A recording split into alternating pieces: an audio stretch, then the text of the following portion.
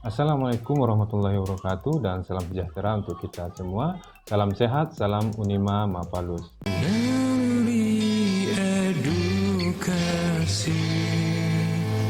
alam takkan menjadi guru. Nah, pada video kali ini saya ingin menjelaskan materi pada pertemuan ketiga pada mata kuliah Sosiologi Politik. Nah, sebelumnya itu kita sudah membahas tentang pengertian dan ruang lingkup sosiologi politik pada pertemuan sebelumnya. Nah, yang perlu saya tekankan lagi bahwa mahasiswa harus tepat waktu ya mengisi absen, karena absensi ini dia sudah tersistem. Kalau lewat dari jadwal, dia absensinya atau pilihan absensinya akan hilang ya. Oke, pada pertemuan sebelumnya itu kita sudah membahas tentang pengertian dan ruang lingkup sosiologi politik ini. Jadi dari sini mahasiswa sudah tahu apa itu pengertian sosiologi, apa itu pengertian politik, serta apa itu pengertian sosiologi politik, dan juga ruang-ruang lingkup yang ada di dalamnya. Minimal mahasiswa pada pertemuan kemarin itu saat ini sudah paham minimal apa itu pengertian sosiologi politik ya. Secara kalau menurut saya lebih bagus itu adalah dengan bahasa sendiri ya, bukan dengan bahasa buku, tetapi landasannya tentu dengan dasar teori yang sudah ada atau referensi yang sudah ada. Misalnya begini, mahasiswa bisa saja mendefinisikan sosiologi politik itu adalah ilmu yang mempelajari tentang masyarakat tetapi dalam ruang lingkup politik yang di dalamnya ada negara, kekuasaan,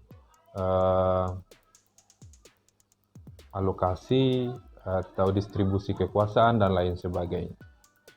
Oke, sekarang kita masuk langsung ke pertemuan ketiga, yaitu tentang pendekatan-pendekatan sosiologi politik. Nah, jadi di sini nanti kita akan membahas apa-apa saja pendekatan yang ada di sosiologi politik ya. Nah, ini titik pandang sosiologi politik. Yang pertama, kondisi apa yang menimbulkan tertib politik atau sebaliknya, ya kekacauan politik dan dalam masyarakat itu ya. Yang kedua, mengapa sistem politik tertentu dianggap sah atau tidak oleh warga negara. Nah, jadi misalnya sistem politik yang seperti ini yang dijalankan oleh kelompok ini atau bahkan secara keseluruhan oleh negara kita, sebagian mengatakan itu bagus atau sah, sebagian mengatakan kurang ya, sehingga banyak kritik dan lain sebagainya. Yang ketiga, mengapa sistem politik tertentu stabil sedangkan yang lain tidak. Nah, kalau kita misalnya sistem politik kita adalah demokrasi ya,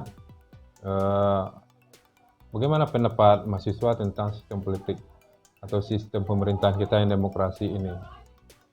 Nah, ya tentu dalam sistem pemerintahan demokrasi, sistem politiknya juga terpengaruh oleh demokrasi itu ya. Ada yang bilang mungkin stabil, ada yang bilang juga tidak ya, terlalu bebas mungkin ya. Sehingga banyak orang yang bisa berbicara apapun zaman sekarang. Dan ini ada yang keempat, yang kelima, silahkan mahasiswa baca sendiri. Banyak lagi sebenarnya ya. Jadi ini lebih kepada bagaimana kita memiliki sudut pandang terhadap sosiologi politik itu. Nah, dari permasalahan-permasalahan yang ada yang berkaitan dengan sosiologi politik itu, ada pendekatan ya, sesuai dengan materi kita tadi, pendekatan dalam sosiologi politik dalam memecahkan masalah tersebut. Ada yang bilang 4 pendekatan, ada yang bilang 5 pendekatan, ada juga bilang lebih begitu ya. Namun di dalam materi ini saya coba tampilkan 5 pendekatan. Ini yang nomor 4 ini behavioral seharusnya ya, bukan behavional ya. Nah, kalau pendekatan historis ini melihat juga ke masa lalu ya. Misalnya kalau gejala-gejalanya hampir sama dalam masalah tersebut, nah jadi kemungkinan solusinya juga bisa menggunakan solusi yang sama. Jadi misalnya ketika di masa lalu, masalah yang satu ini bisa diselesaikan dengan metode yang ini, maka kemungkinan masalah yang serupa atau mendekati itu bisa juga bisa diselesaikan dengan metode yang juga diterapkan pada masa lalu. Nah, kemudian pendekatan komparatif ini kan berasal dari asal-usul kata compare ya, membandingkan.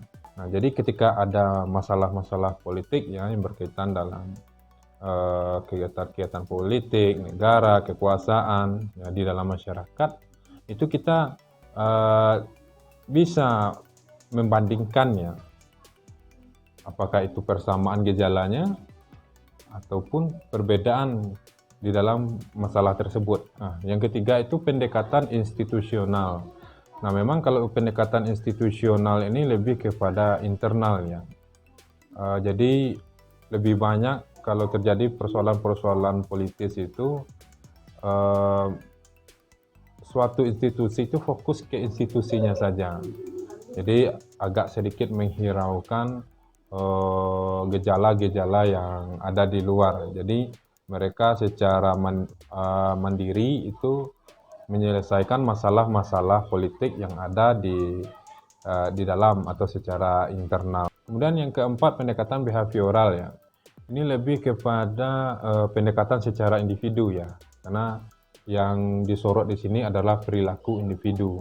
Nah, kalau dibawakan misalnya ke partai politik, maka anggota-anggota di dalam struktur partai politik itulah yang akan disoroti. Jadi pendekatan ini melihat bahwa perilaku individu-individu di dalam sebuah kelompok itu, misalnya partai tadi, itu akan berpengaruh terhadap kelompok secara keseluruhan, nah, atau partai secara keseluruhan gitu. Karena nilai-nilai itu berasal dari individu-individu yang menjadi anggota kelompok tersebut atau partai tersebut. Nah, kalau pendekatan fungsional ini melihat bahwa suatu sistem cenderung mencapai tujuannya itu melalui fungsi-fungsi dari elemen-elemen yang ada di sistem atau struktur tersebut. Ya. Nah, di sini suatu peran individu selalu digandengkan dengan fungsi pada satu sisi dan sistem pada sisi lain. Jadi individu ini berfungsi dia untuk mencapai tujuan sistem secara keseluruhan. Ya.